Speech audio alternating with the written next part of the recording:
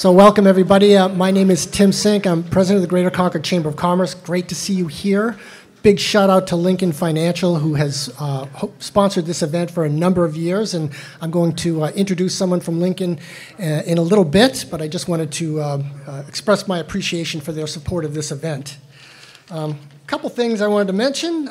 Just want to recognize City Councilor Stacy Brown, who is with us today. We appreciate having members of the City Council with us. Thank you. Also, great support from Chamber board members. I'll mention a group that are here. Scott Laughinghouse is with us, Marianne Aldrich from Dartmouth Hitchcock, Don Beers from Concord Hospital, Jim DeRemus from Riverbend, Tom Furtado from Catch, Larry Haynes from Grapponi, Dara Madden from Irish Electric, Tracy Noel from Associated Grocers, Josh Robinson from Checkmate, and Gary Miller from Unitil. So my bosses are here in force, and we appreciate having them pay attention to what's going on at the shop here. A couple of upcoming things that are happening. Want to remind you that the State of the City is taking place next month, April 11th at 7:30 a.m. at the Holiday Inn. And we are partnering with the Business and Industry Association for their event, Coffee and Crossover, and that is happening at the Hotel Concord on April 12th from 8 to 9. If you're not a member of the BIA but you want to get member pricing, when you sign up on the BIA website, just look for the Capital Connect promo, and that will get you in at member price. Business Showcase is coming up on April the 16th, our big trade show, 3 to 6 p.m., Grapponi Conference Center, sold out. All the booths are sold out, but if you don't have a booth, I highly recommend you show up to this event. Great food, great networking, lots of business contacts to be made. And last but not least, we are accepting applications for Leadership Greater Concord, which will launch this year's program in September. The deadline to apply is May 3rd. This is an outstanding program. Can I get a show of hands, leadership graduates in this room?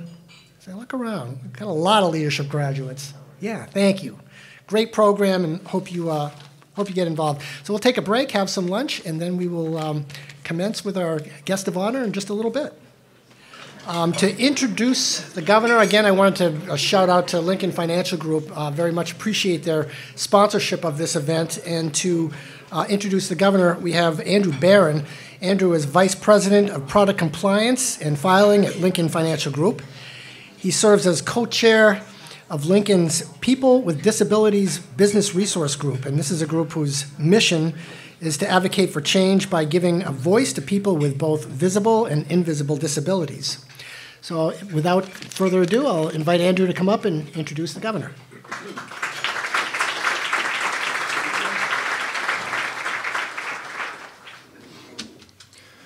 Lincoln Financial Group provides guidance and solutions that help empower people to take charge of their financial lives with confidence and optimism. Not only do we aim to make a positive impact on the lives of our customers, with the help of our philanthropic arm, the Lincoln Financial Foundation, we aim to make a positive impact in our communities. The foundation focuses on three main areas: human services, youth education, and financial wellness. And our goals include reducing homelessness, increasing food security, preparing children for bright academic futures, and equipping people with the knowledge and confidence to manage finances and develop careers. Our philanthropic footprint in this area covers Concord, Manchester, and Dover. In these areas, we have provided $527,000 in grant and sponsorship support to 33 nonprofits. In support of human services and those experiencing homelessness, Lincoln partners with Concord Coalition to End Homelessness to provide a basic safety net for the homeless and access to permanent housing. Their individualized services at the Resource Center have been successful in housing 43 clients last year, an 86% increase over the year before. To support bright futures for New Hampshire youth, Lincoln's key partner is the Boys and Girls Clubs of Central New Hampshire. Their 21st Century Community Learning Center focuses on strengthening math, reading, literacy, and language skills for English for speakers of other languages and children living in low-income households. And to support financial wellness, Lincoln supports a partnership with Home Team New Hampshire, a collaborative effort between Catch, Lakes Region Community Developers, and NeighborWorks Southern New Hampshire. They provide access to home buyer education and housing counseling to create successful homeowners. With continuing support through financial fitness training and foreclosure intervention services to protect and preserve the home as an asset. We are committed to helping our neighborhoods, towns, and cities and enhance individual prosperity, equity, and sustainability for all. That's why I'm honored to represent Lincoln today and to introduce New Hampshire's governor.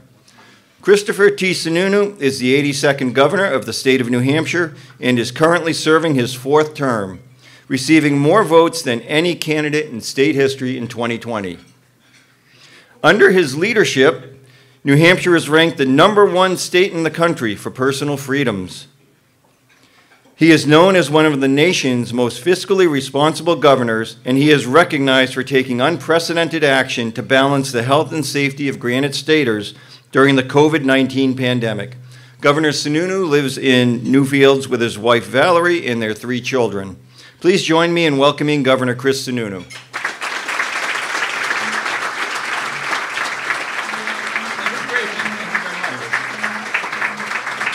Great. No. Thank you. Thank you very much. Thank you very much. Thank you. Well, this is exciting. 4th term, last speech. Who knows what the hell I'm about to say, right? Let's have at it. No, it's all good. So a couple of things before I get started. Oh, first, how much time do I have? Because you know me, I will talk all day, and you don't want that. Oh, okay, great. So, kind of do a little bit of a state of the state. I'm sure you all were riveted to the TVs watching my live State of the State on WMUR, right? If you do get a life, really. No, it was good. It was a good speech.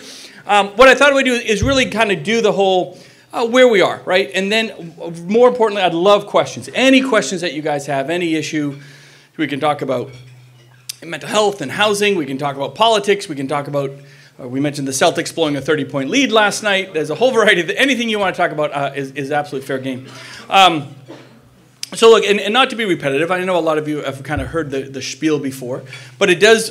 We are constantly changing, both in terms of policy and politically. But there's no doubt right now New Hampshire is in really, really good position. There's no doubt about that. I do believe an economic downturn is coming in this country, and you're already seeing very significant signs of it. California and other places like that I don't think have made smart economic decisions, that I don't think have put right policies and approach to government in place. Certain places like that are going to kind of be the first ones into the potential recession and the last ones out. My job is to be the last one in and the first ones out if we have a downturn, and really providing some kind of long-term stability, sustainability, economically more important than anything, so that if a downturn comes, we can handle it. Now, a downturn in many respects, depending on who you are and what your economic dynamic is. I mean, when you're at 6% interest rates, if you're lucky, by the way, I mean, that's a problem. That's a real problem. On the commercial loan side, or you're doing a development project, you're looking at 7, 8, maybe 9%, depending on what your financial stack looks like. That makes projects, it sounds like it's, for those that aren't in the world, what's 4 or 5 or 6%? It is the world. It is everything in terms of deciding whether some of these projects are economically feasible, which determines whether we go forward with housing and all that. So you can have the best ideas in the world, we can have funding at the state level, but if the economics are not working out there in the private sector to build this stuff, to make stuff happen, everything comes to a grinding halt. Again, I think nationally it's going to continue at a tough rate. And this is a very rudimentary economics 101 why. Let's look at ARPA dollars, or the infrastructure bills that were passed by Congress, right? Those bills, well, I think we're spending, and I think we were actually ranked #1 in the country for spending our one-time federal money wisely, and I'm very proud of the legislature, making smart decisions, one-time dollars. Hey, one-time dollars for one-time spend. Those opportunities were designed to keep spending that money through 2026, 2027. I think even part of the infrastructure bill might even go into 2028. So we have the cash. It's literally sitting in our accounts. Our accounts are flush with cash now, and over time we'll keep doing contracts and keep releasing ARPA dollars and keep doing housing dollars and keep doing the infrastructure money. basically those dollars that we're spending are offsetting the very high inflationary costs, right, that you would otherwise be paying, because construction and infrastructure is so expensive right now. But the point is, the dollars are going to keep getting released. All of this government money is just slowly being released. It's not all out in the economy yet. So as long as the government, in this case the states, as a pass-through from the feds, keep releasing this money over time, interest rates are going to stay high, because inflation is going to be high. And inflation is the worst tax on the poor you can imagine, right? I mean, it is. That's the worst part about inflation. As hard of it is for a lot of us and our businesses to get by, for the most part, a lot of us can get by. And it stinks. We have to pay more for gas, more for this, more for that, more for a meal. Although the Red Blazer is always the best deal in town. That's what I hear. Without a doubt. Without a doubt. But really, I mean, but then you get to lower income Americans. They have to pay the same prices, right? And they don't have the opportunities that everyone else has. And so inflation crushes low-income families, which is why it's so bad and why I'm not very confident of us moving out of this anytime soon, which is a real, nationally, which is obviously a big issue. And if you look at all the poll numbers and why people are going to the polls, the border crisis is the number one issue people are talking about, and inflation is the number two issue, and then everything else is kind of down the line there. And all important stuff, mental health, opioids, education, all of that is still there, but nothing like those top two issues, which makes for, again, it'll be a very interesting election cycle as we go forward. But our job continues to be at the state level. We have one or two jobs, one or two focuses. That's opportunity. My job is not to solve your problems. Government's job isn't to provide the only pathway for your family. It's about opportunities. And you've heard me say this before. For you, for your family, for your kids, for your business, I don't know. Everyone's story is different. Everyone's need is different. When government finds a one-size-fits-all solution, it fits almost nobody, right, at the end of the day. So it's not about, I'm going to give you money and create a policy that fixes your problem. It's, I'm going to create an opportunity for you. And then you decide what door of opportunity you want to go through. You do you, live free or die. That's what good government does, is create those options. And if you have options, that creates competition in the economy. That allows and incentivizes more people to participate. That's why we're the only state in the Northeast growing in population. The only one, the only state that is growing businesses here and having businesses moving in. By the way, that's like, hey, we're the only one doing it. That's actually not good, guys. We want a strong Boston or strong Massachusetts. We want a strong economy in Vermont and Maine, right? Because it is a rising tide, floats all boats across all of the Northeast. But I'm telling you, right now, we're the only ones doing it. And I almost feel bad if it wasn't for their own doing. But where Boston, that mayor of Boston should be fired yesterday. I mean, the most anti-business, anti-economy. I don't know how she shows her face at a Chamber of Commerce, frankly. I really don't, because they're so aggressively against business.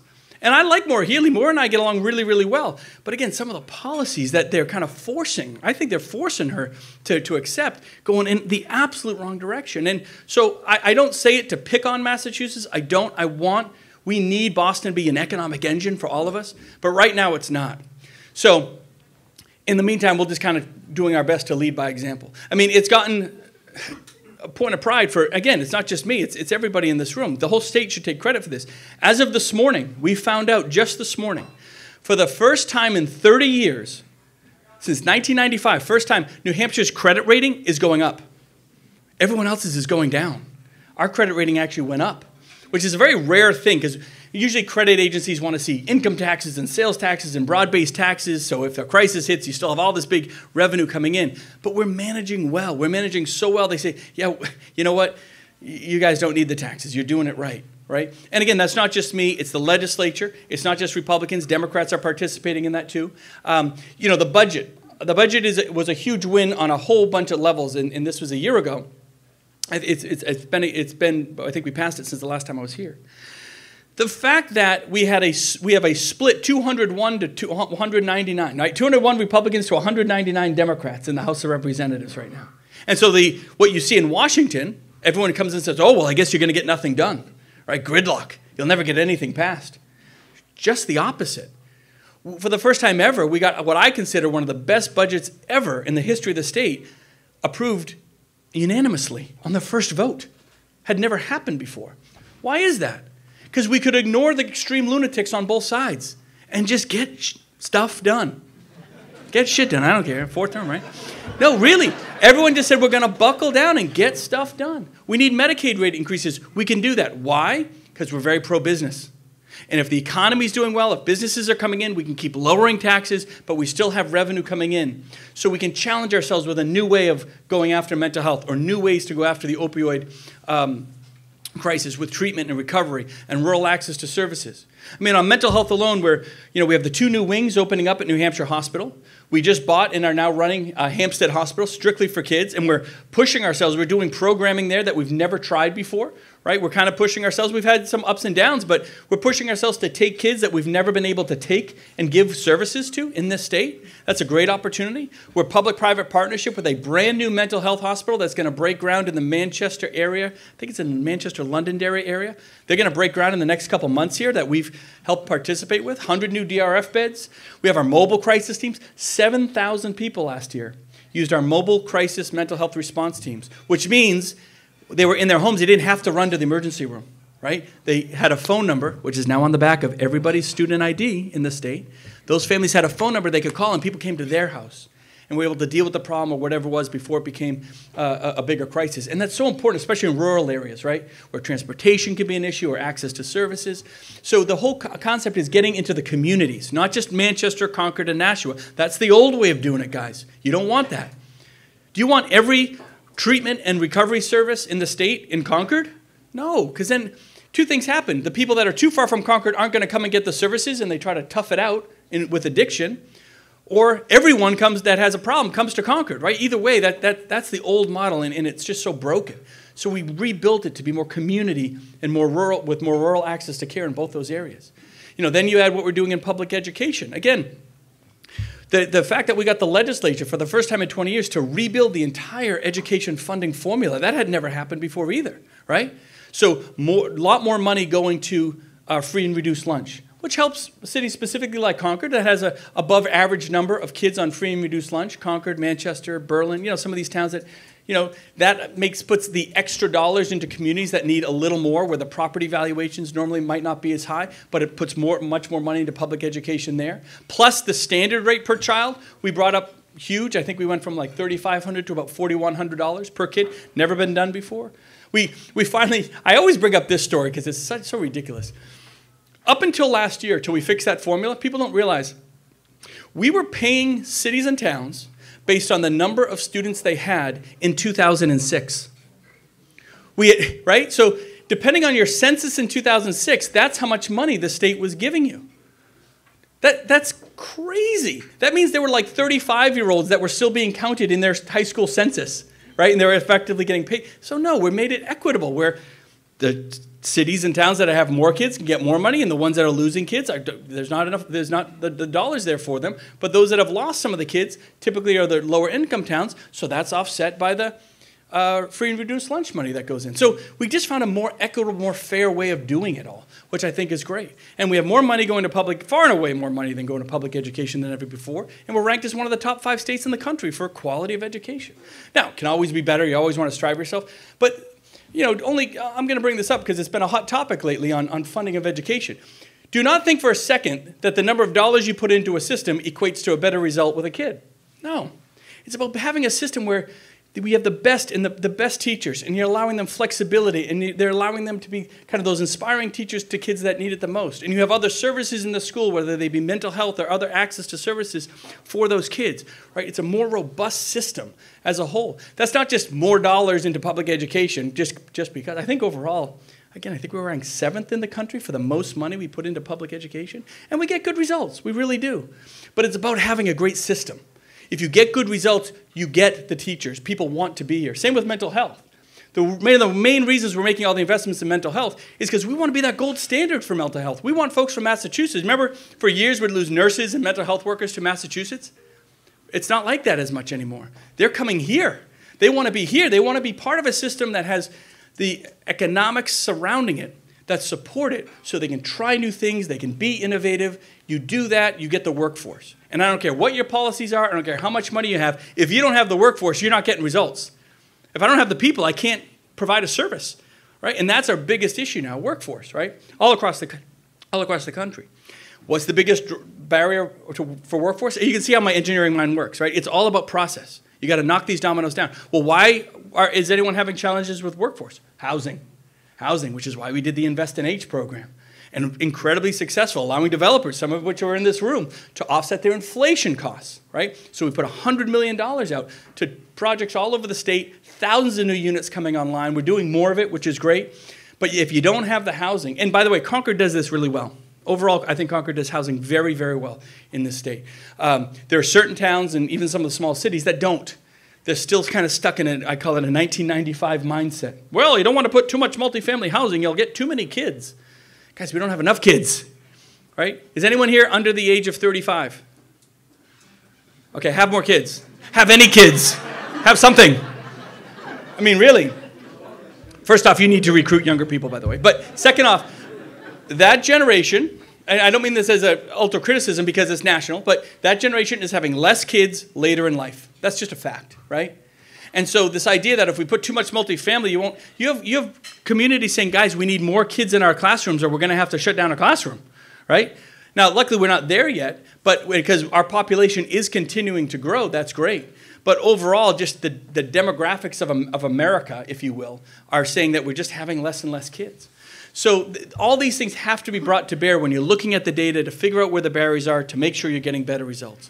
But if you're going after putting more money after a program because it's politically, it's a nice political win for you, stop. Always be data-driven. Always be system-driven. And if you support businesses and you support the economy, the government has the opportunity to be a little more creative. I've been really hard on them lately, and I'm not going to stop here, especially in my own state. But I use California as an example of, holy crap, don't do that, right? So California, and I used to live in San Francisco. I lived in San Francisco for 3 years. I love that city. It's an amazing city with great people. But when you look at what California has done with the homelessness crisis, which is an abomination, I mean, it's just, it literally, I don't get too emotional. I've been, especially after post-COVID, I'm skin as thick as leather. But I was there about 6 months ago. No, October. And I'm walking around in these old neighborhoods I used to work. I was an environmental engineer out there, and I used to do asbestos and lead removal in really low-income housing in the heart of the city. And you can't even walk in those places. They're just like open-air, multi-block, open-air drug dens, effectively. And it's sad. It really, I didn't start crying. I was close. I didn't break down, but it really brought me to tears. And then I look at the dynamics of that state. They have a $100 billion deficit. Right? That governor has to cut $100 billion out of his budget. We have a surplus. We're different sized states, but the difference is he's got to start slashing money, slashing programs, slashing opportunity. We can keep being creative. We can keep up with the inflationary costs. We can try new programs. We can be experimental. We can do public-private partnerships we never thought of before. And I'll get a little political. You can't blame a single Republican for any of that disaster out there. I showed up in San Francisco. Turned out I was the Republican in the state, right? There's like one out there, basically. It's not that bad, but it's pretty bad. But my point there is this. Politics matters. And I'm not doing the Republican-Democrat thing, but believe me, bad policy yields bad results. Do not fool yourself for 1 second on that. And I got really upset, and I've been very vocal about the governor out there, and because I think it's a great state. They have a lot of opportunity in spite of bad policy. But holy cow, talk about people leaving your state. It's sad. Again, you don't want that. That's not good for America. It's really not. You want everybody to be successful and drive forward. But policies matter. It's not just about funding. If you overspend on programs that don't work, you're just pushing harder in the wrong direction, right? You got to think, not what is our situation today? What's my political reality in this moment? It's where are we going to be and what's going to get the best result 5, 10, and 20 years down the road. Right? It's about sustainability, long-term thinking, strategic planning. I see Chris Tappan back there. I saw Chris. Chris used to be over at HHS. She was, and I got to be honest, Chris, I don't know what the heck you do now. But one of the best long-term strategic thinkers that HHS had in a long, long time. And I was brilliant for hiring you, by the way. But really, it was some of the first time we were able to challenge ourselves a little bit and say, well, let's think of this a little differently. Let's look across the country where certain systems are going well, where we can do better, DCYF or whatever it might be, right? And so we were able to do that, and then we had the funds to do it. So I keep going back. Sununu just talks about the money in the economy. Yeah, It's the economy, stupid. If you have a strong economy, it means the government has opportunities, and we can be specific. The last thing I'll really harp on here, and the thing that is I think we take for granted. I've been traveling a lot around the country for various reasons, as you've probably seen. We have an incredible system here in terms of access to policymakers. Not just myself, but we have 400 representatives. If you guys don't know the cell number of your representative, you're missing out. And I mean that sincerely. Get their cell number. Get the state senator's cell number. Make sure they know who you are and what you're about. And I think a lot of you do, which is great. Come in and knock on the door. It doesn't mean we can have every meeting for every person with every one of their issues. But there is access here to government and policymakers that we just don't have. That just doesn't exist in other parts of the country. And I think we almost get used to it, right? And what we do with local control is so important. Don't ever fall into the trap of saying, well, if Concord just fixes it, it'll be okay. The best solutions are in your town. The best solutions are in Concord for you. The best solutions are in Newfields for me. I don't always agree at what happens at town meeting. Some of the most vicious fights I've gotten publicly, people don't realize, are between me and my brother, the selectman in Newfields. Holy cow. There's a lot of backroom discussion there. I tell you, at Thanksgiving dinner, I wanted to put his head through a window when I was told recycling was going to be limited. I was like, what the hell are you doing? Anyway, but you've had those discussions, right? That's what we do. And that's where the bulk of our taxes, those are my tax dollars. No one in Concord can dictate how that's spent. Only you guys decide how your property taxes are spent. As citizens, as individuals, it's incredibly empowering, right? And as individuals, that's the bulk of the tax that we pay here. Other than the room and meals tax, if you come out to the Red Blazer, which I hear is considering a lovely Mother's Day brunch. Not sure yet. I don't want to advertise it, but consider it if they decide to do it. And we'll keep trying to lower the room and meals tax as well. But the fact that your tax dollars you have so much control and power over is just, I think, a very unique thing here. I'm not sure what that's all about, but that's where we are. And if there's anything I'm trying to do, I don't really care about legacy and all that, but I'm just trying to lay a groundwork that is long-term sustainable, specific in mental health and the opioid crisis. And we've really done that. The Doorway has great foundations. It's run very well here and in most parts of the state. It's rural access to care, which is great. The mental health infrastructure we've invested in, again, we're not doing that for tomorrow. We're doing that for 20 years down the line. So we have the beds, we have the access, and hopefully we have the staff that's coming in to make that opportunity. Doesn't mean you don't have to deal with short-term problems, but there's no doubt, I just implore everyone to make sure that what you're doing, what you're advocating for, what you're thinking about is thinking long-term, is thinking strategically. Because, again, I don't want to sound cliche, but it ain't about us, guys. It's all about the kids. I mean, it really is. It's all about that next generation. What are we leaving for them? What opportunities are we creating for them, for our kids, so that they hopefully have the same opportunities we did? And my generation, I'm 49. You know my 50th birthday is on Election Day, November 5th, 24. I was going to run for president just because I thought it would be so cool to be elected president on my 50th birthday. I thought that would be very, very cool. Needless to say, my wife had other ideas. She got me out of the business. But even at 49, my generation has we've done very, very well. We really have. And the fact that the younger generations don't feel like they're going to have the same economic opportunities we did, that's scary to me. Right? That should be just the opposite. Now, we are a healthy country. We're environmentally, we're not perfect, but on the environment, we do things very, very well here. We have all this new technology coming on board. I think that average lifespan, if you want to get really big, I honestly believe, based on what I'm looking at with AI, healthcare, I think the average lifespan, specifically of Americans, is going to go from about 75 to 95 in our lifetime. What AI is doing, I think you're going to find a vaccine for cancer. In our lifetime, guys, because of AI. Now, AI has a lot of problems and scary things, and I can go to all the stuff because I've really delved into that. But there's amazing opportunity with what is coming down the road with computing, that specifically in healthcare, that's going to solve. And what does that mean? Right? When we talk about Medicare going bankrupt, Social Security going bankrupt, like why is Medicare? What's the real driver of two big drivers in health costs in America? End of life, the last 6 months of life, right? It can be very costly here. So, and I'm not going to get into the dynamics of the pros and cons of all that and how it works, but when you extend life now 20 more years, do those costs decrease because we can live longer and healthier and work longer and be more economically successfully individually? Do those costs increase because we're living longer and those last years I don't know. I mean, that's all going to be a very interesting dynamic. The crisis is that on the federal level, Medicare is going bankrupt. Social Security will go bankrupt. Social Security is about 9.5 years out. And the law says today that when Social Security goes bankrupt, and it's a foregone conclusion it will, we all lose 23% of our benefits. Those cuts are real. They're happening. Like, it's already in the law. Social Security benefits will be cut 23%. So when I hear folks on the national stage not come up with ideas, solutions, opportunities to fix Social Security, I panic. It doesn't mean you have to cut benefits. It means you have to find a way to not let the benefits be cut, because they're getting cut no matter what. And unfortunately, out of D.C., everything is a crisis. They wait for the crisis to happen, and if you're waiting for a crisis to happen, you usually get the worst solutions, right? We don't do that here in New Hampshire. You guys should be really proud. And it's not me, and it's not even the legislature. You guys are active. You keep us on our toes. You stay involved. You use the accessibility to make sure we are aware of problems before they become a true crisis, and that allows us to stay ahead of the game and think long term. And that's something everybody, 1.4 million people in the state, should be really, really proud of, that we have a system that allows that, and you guys stay so active and engaged in it.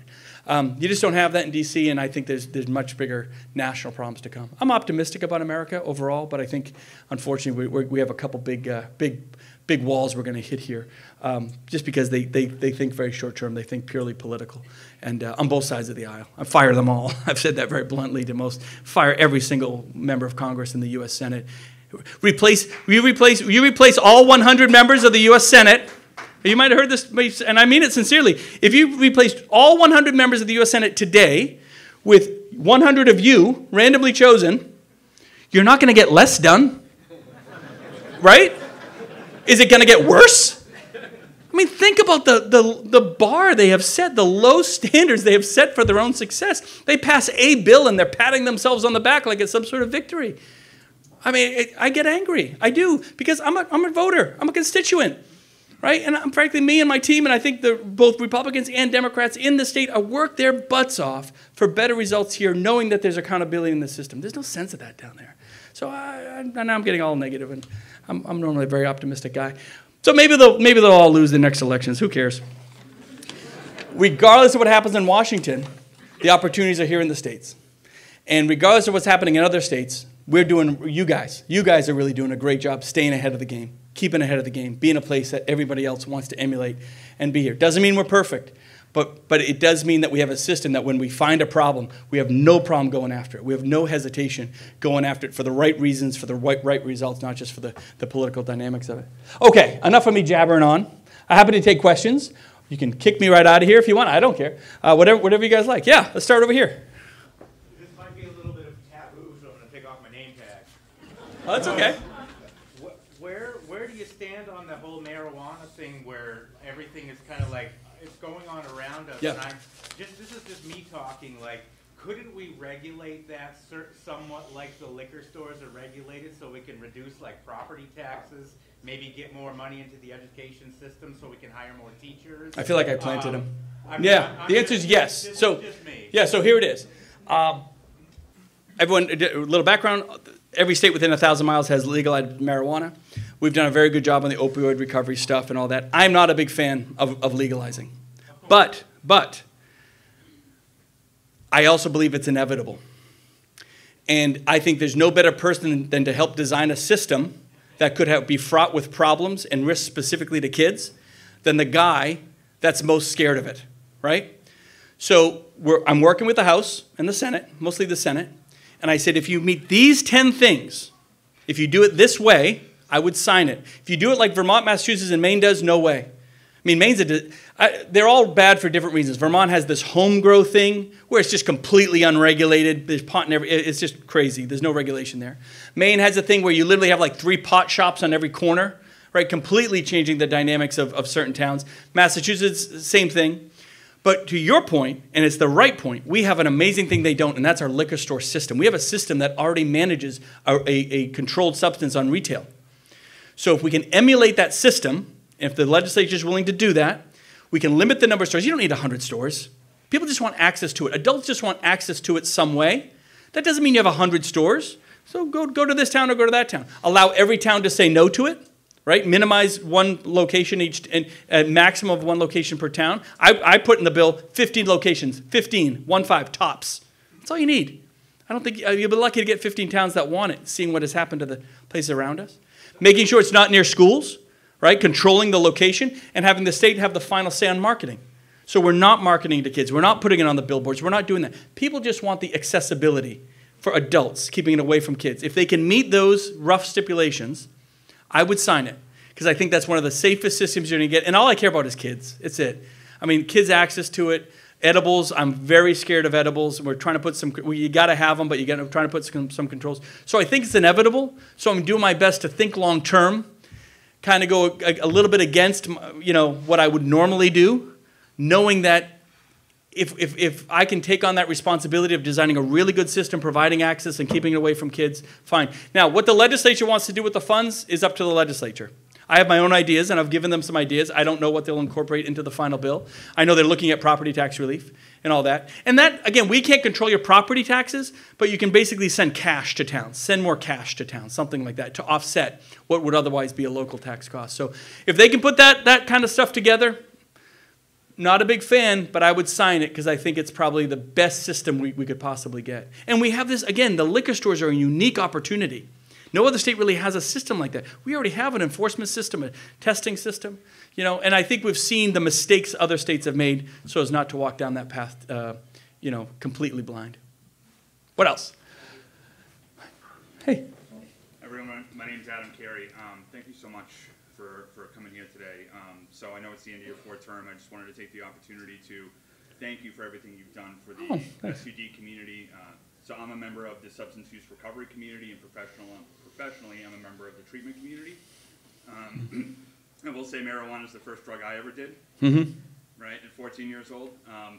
But, on the personal side, being able to have access for people to find 12-step community and recovery and, the community that I get to be a part of is really amazing.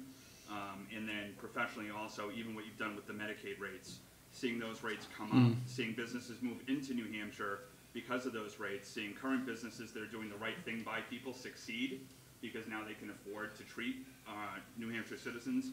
It's all just been really wonderful, and I just wanted to say... No, thank you. Well, that was very nice. All right, thank you. I'm done. No, I'm just kidding. Thank you, though. That's very nice. Oh, my. Hey, so let me tell you something about this guy, Joe. So we're at the same... How are you, Joe? Good to see you. I always run into this guy. When I was a lowly little civil engineer, I used to be like, I really hope someday I'll get a meeting with Joe Bader, who at the time was at Eastern Bank, and I was doing some of the civil and environmental engineering work. But the other day, we're at the St. Paddy's Day event in Nashua. This guy pays $500 for a good cause, but I hear it's a great bottle of whiskey, of Irish whiskey, and I promised you I would do shots with you.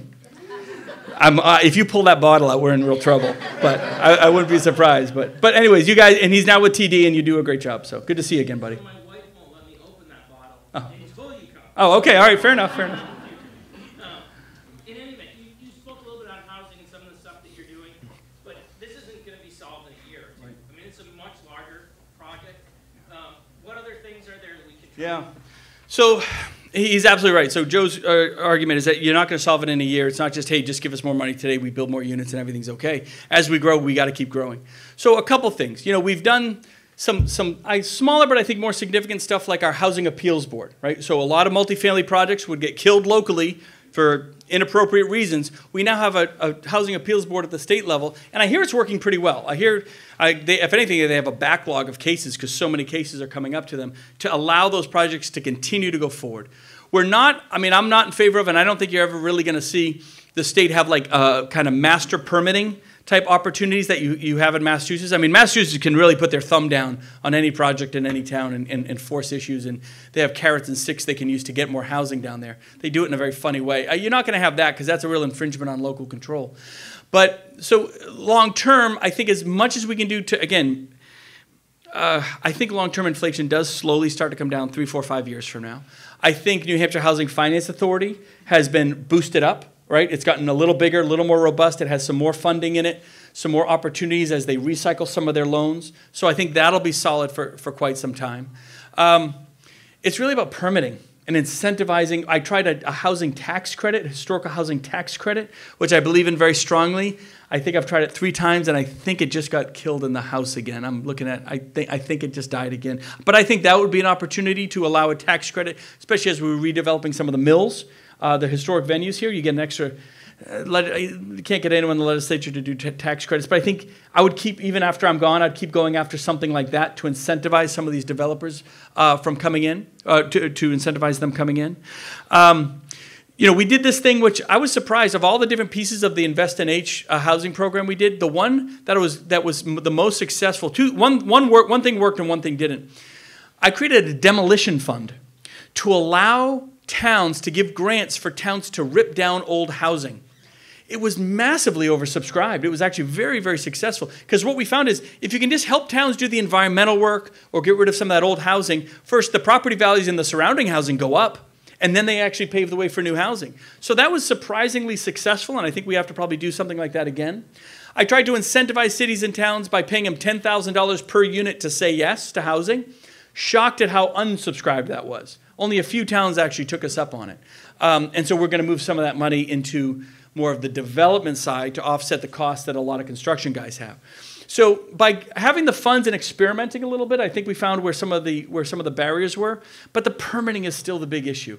And breaking out of this mindset. The next thing I'm doing, I thank you for his name, Tim. Tim reminded me. Brian Gottlieb. If you know Brian, he works at Employment Security. He's going to be driving an initiative to do a study to basically really understand the cost of housing. So one thing you hear when you put in a house, a town will say, well, no, we don't want that house because it's going to come with too many kids, as I was talking about. No, that's not true, right? And if you don't have kids, they're not going into the schools. And if you're not going to the schools, you have bigger problems with your economic dynamics locally.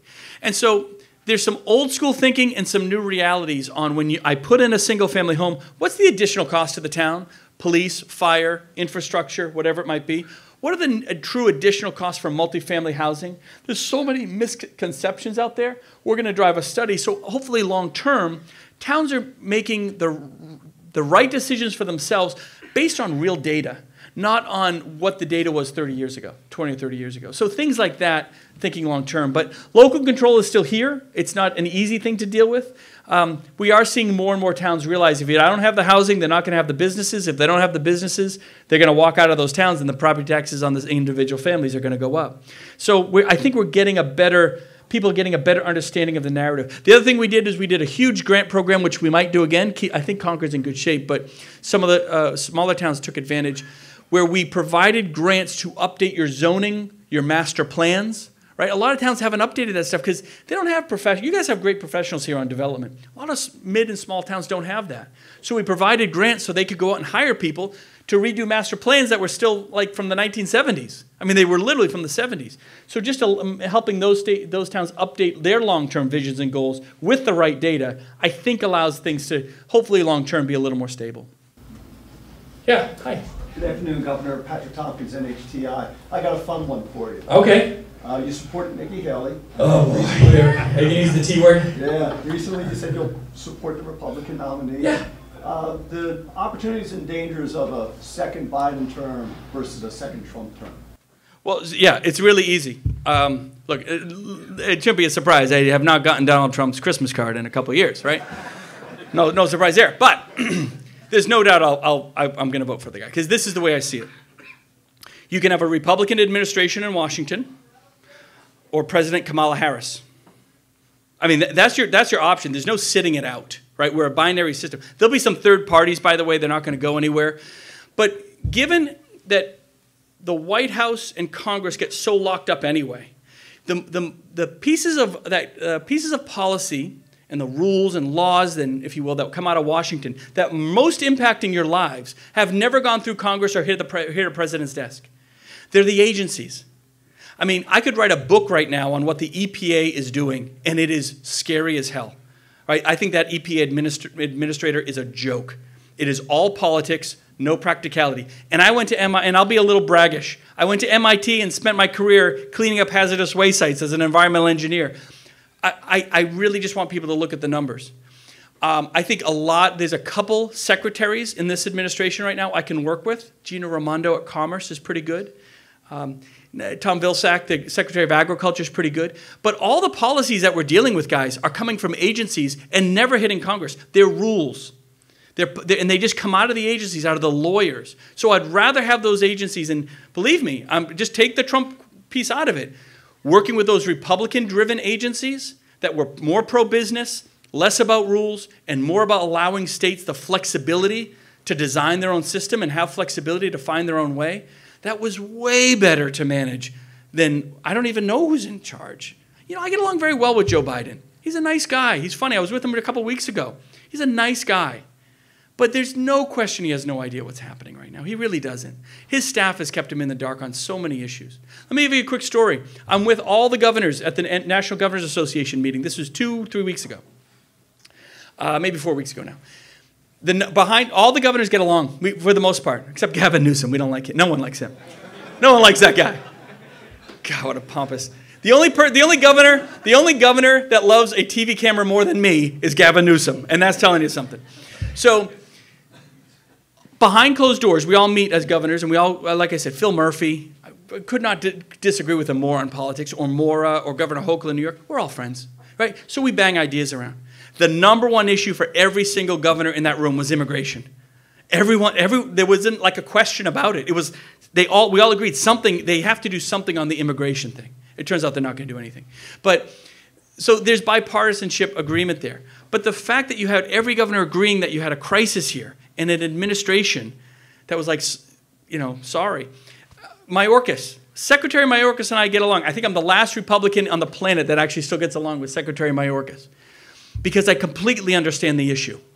I think he's wrong in his policies, but he's not calling the shots. It's the politics of that situation. It's the lobbying in D.C.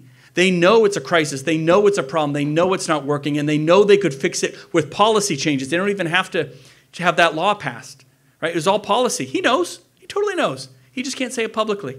And Biden knows, but they won't talk about it publicly. Behind closed doors, they absolutely acknowledge it. And so that's the frustration there. So yeah, I'd rather have a Republican administration so governors have more freedom, states have more call on the shots, you get a little more done on these kind of dark policies that come out of things, as opposed to a continuation of what I think would be. I don't see Biden making it 4 or 5 more years. I'm not saying he's going to die, but I think we all know there's physical issues there and mental capacity and all that kind of stuff. That's real. That's normal. So yeah, I'll take a Republican administration over a future socialist Democrat administration any day. And quietly, you know, saying the quiet part out loud.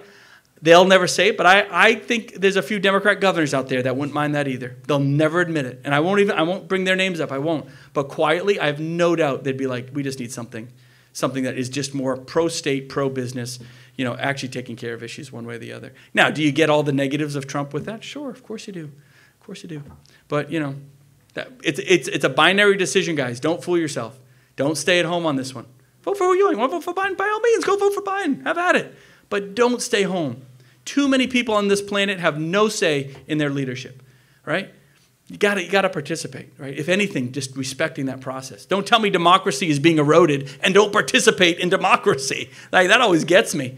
Democracy is ending. Well, then why did only half of you vote? Like, you're the problem, right? Not the media, you. Well, the media's the problem too, but except you guys. I love you. No, to be honest, the amateur media is pretty good. Pretty good. Will we see you do a run for president in the future? No, I'm sure. Oh, yeah, you'd love it. No run for president. No, the fact that my wife is texting me because she heard you. No, not in the cards for me. I do want to help. I want to be a helper, and that's what helping Nikki was about. Making sure folks had a choice. That was what it was about more than anything. I believe in the Republican Party. I don't believe democracy is being destroyed. I'm very optimistic about America, even though we're going to have some tough economic times coming ahead. We have all this opportunity still in this country. Hopefully that doesn't get eroded. But I'll tell you something. I've said this nationally a little bit. I got a headline on Politico.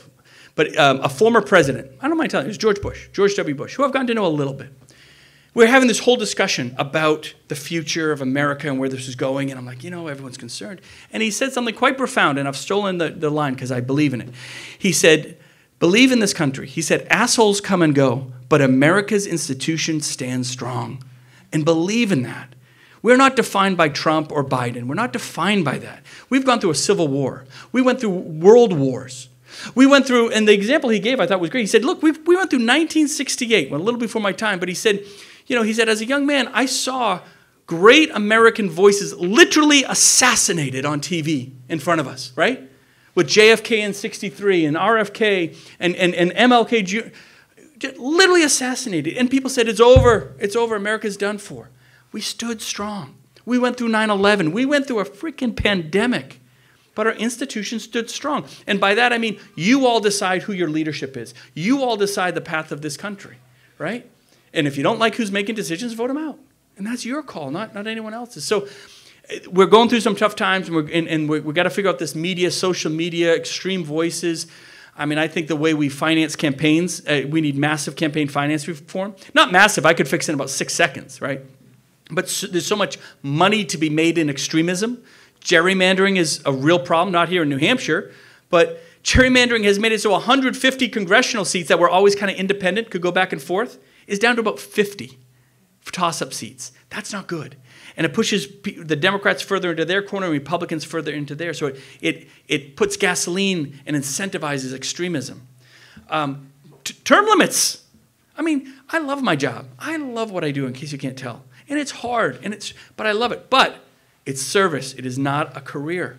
So yeah, 4 terms, I'm self-imposing some term limits here because it's the right thing to do. Washington should do the same. That alone would allow 1/3 to 1/4 of your Senate or Congress to probably not run again.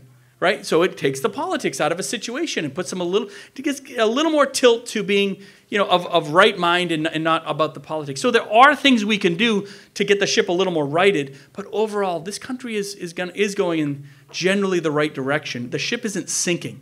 And remember, even if a ship is going in the wrong direction, it doesn't mean it's sinking. You can still turn it around.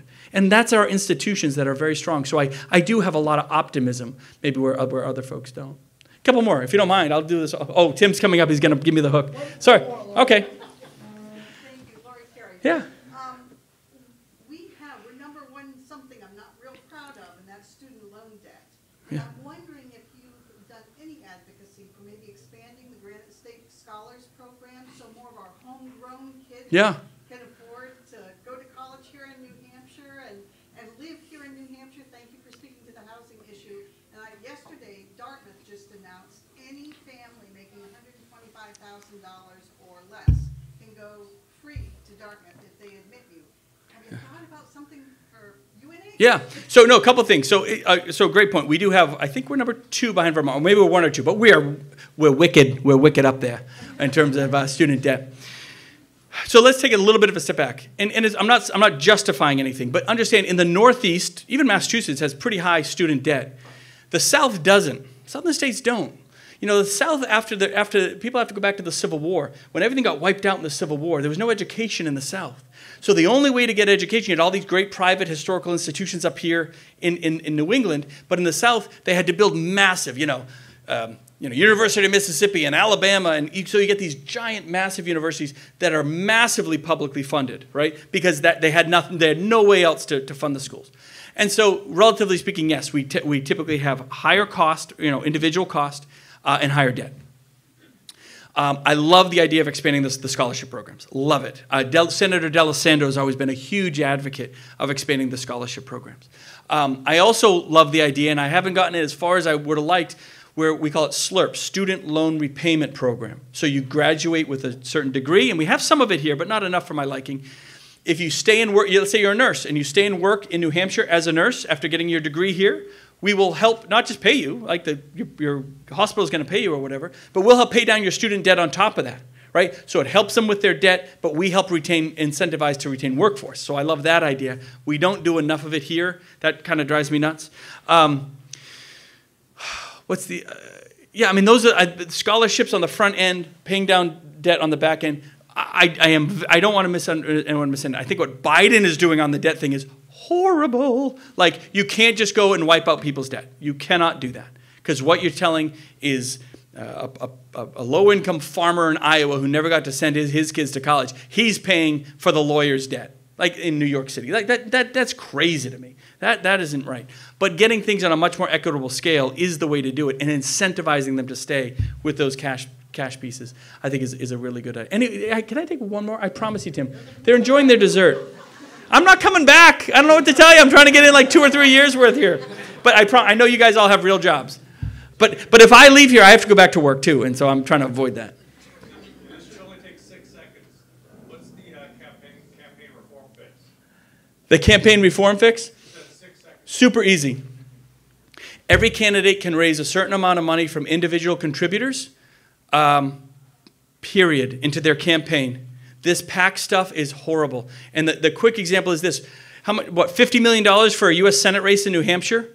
99% of those dollars come from outside the state.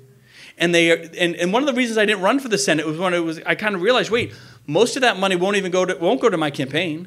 They go to these PACs. And I can't talk to them. I can't control my brand, my message. They all have massive outside interests, national interests that have nothing to do with us, any of us here in New Hampshire. But they're pushing to get me elected based on something I might not even believe in. That's screwed up, right? If the folks of the state want to give you money to run in your state, great. And even nationally, if they want to give you money, that's fine. But it should be individual. It should be completely transparent, right? The fact that someone can write a $250,000 check to a PAC and no one ever sees it or knows where it comes from, that's bogus, right? I get this First Amendment issues there, but we'll allow people to use their First Amendment rights to spend money into a campaign to a certain limit. That's it, and be transparent. But none of this outside PAC stuff, which is 99%. Do you know when they were stopping, remember Kevin McCarthy had such a hard time becoming Speaker of the House? It took like 15 votes, right? And they're like, oh, it's too tight. You know, he only has a 14-vote margin. Like, we had a 2-vote margin. We got our Speaker of the House on the first vote, by the way. I told Kevin that. But you know what was happening there? The Republicans voting against Kevin would vote against him and send out a fundraising email that night. And they would literally make like $1 million a day, each of them, into their PACs. And then they'd vote against him again. And when the money started trickling out, when those fundraising emails weren't bringing in enough money, then they decided to vote for him and let him in. It was a scam. It rang him through the ringer, made this country look foolish so they could raise money into these PACs, and a lot of them with dark money. I don't like it. You shouldn't like it. Nobody likes that, right? So that can all be fixed. But again, you have how many folks run for office and like, I think we need to start talking about term limits. Yet somehow term limits never get passed in D.C. There's a bizarre, it's like a mob mentality that happens. Everyone thinks Congress is screwed up and the Senate is screwed up, but they keep voting for their congressmen and senators. It's not my guys, not my team. Right? It's just all those other ones. No, guys, don't fool yourself. Fire them all. Fire every single one of them. Force them to restart. Force them to take a pledge on term limits. Force them to take a pledge on challenging themselves with campaign finance reform. Right? There's no reason not to. We got great, especially here in New Hampshire. I don't know, Republican or Democrat. Do we have any Republican in our federal delegation? I don't know. I haven't paid attention to this, but you can fire them too. I'm just kidding. They're all Democrats. But I do mean that sincerely. You have that power. Right? All of us have that power. Exercise it. And Republican or Democrat, just a fresh set of eyes on things. Nothing wrong with that. That's always a positive thing, especially folks that are connected to the community. Find folks here. You guys should all think about running. It's really fun. I'm telling you, it's fun. It is. If you take it from the right approach and you do it in a local way and you do the retail politics thing, and retail politics does work. We're proof positive of it here in New Hampshire. Look at Jay Rouet, the new mayor of Manchester. I love Jay. Do we agree on everything? No, not necessarily. But you know why that guy won and beat back the establishment in a race that nobody thought he could win? He knocked on like 60,000 doors. He literally knocked on like 60,000 doors. He just worked his butt off, and he met and talked to people and just introduced himself. Retail politics works, and that leads to better results and better accountability, whether you're on a state seat, a mayor, or down in D.C. So I just think there's a huge opportunity there, but it's up to all of us to decide whether we want to, take place in that democratic process and drive a better result for better solutions, whether it's locally or in D.C. Hey, thank you guys very much. I really do appreciate it. Anything you guys need, big grade building, Gold Dome, room 208, just come knocking. Thank you, Tim.